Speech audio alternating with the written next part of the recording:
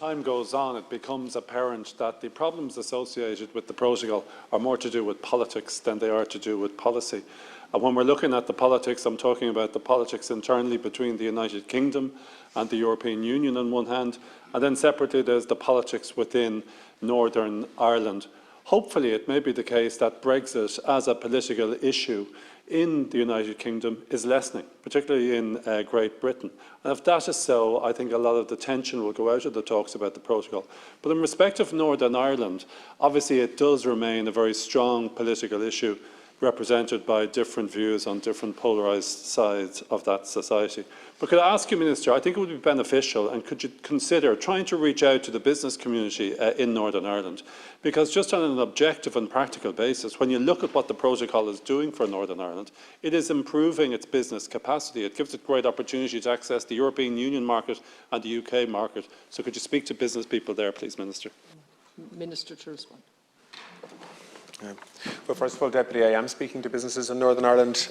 We speak to them regularly, on whether it's on online forums or indeed when we have an opportunity to meet businesses in Northern Ireland, and other colleagues do the same.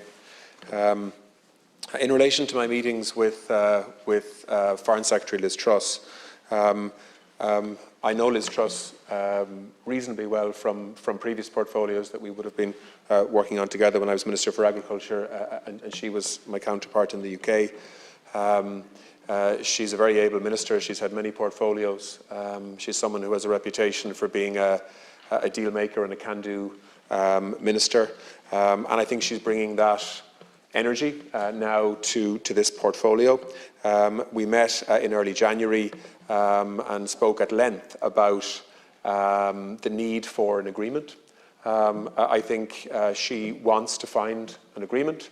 Certainly, I know that the European side does as well. The issues around the protocol have been dragging on for far too long. They're contributing to a very polarised atmosphere in Northern Ireland, which is both unwelcome and unhelpful in the build-up to elections in May. And so I think we all have an obligation to try to settle the outstanding issues. The point that I have made very clearly, though, to Liz Truss and publicly is that the EU is not in the space of renegotiating the protocol and writing a new protocol. It is in the space, though, of trying to offer the maximum flexibility possible in terms of how the existing agreement, which is international law, can be implemented in a way that works for everybody. And that is what Vice President Šefčovič and his team have been trying to do in terms of their proposals before Christmas, which I think were very substantial proposals in an effort to reduce checks on goods coming from GB into Northern Ireland and remaining in Northern Ireland in terms of being purchased and consumed there. And it is the belief of the EU that by cooperation we could reduce checks on those products from an SPS perspective by up to 80%, and we could halve the number of checks or the checks burden linked to customs. The EU has said that they would like that to be the basis now of further discussion in terms of how that could be achieved.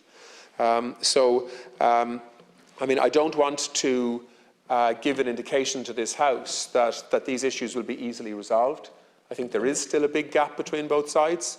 I think even though the conversations have been a lot more personal and a lot warmer in many ways with Liz Truss now in charge on the British side, the issues themselves in terms of actual solutions on the table are still very, very difficult.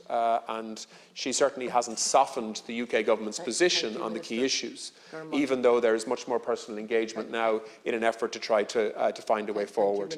So look, I do think, just finally, if I can, I think time is important here.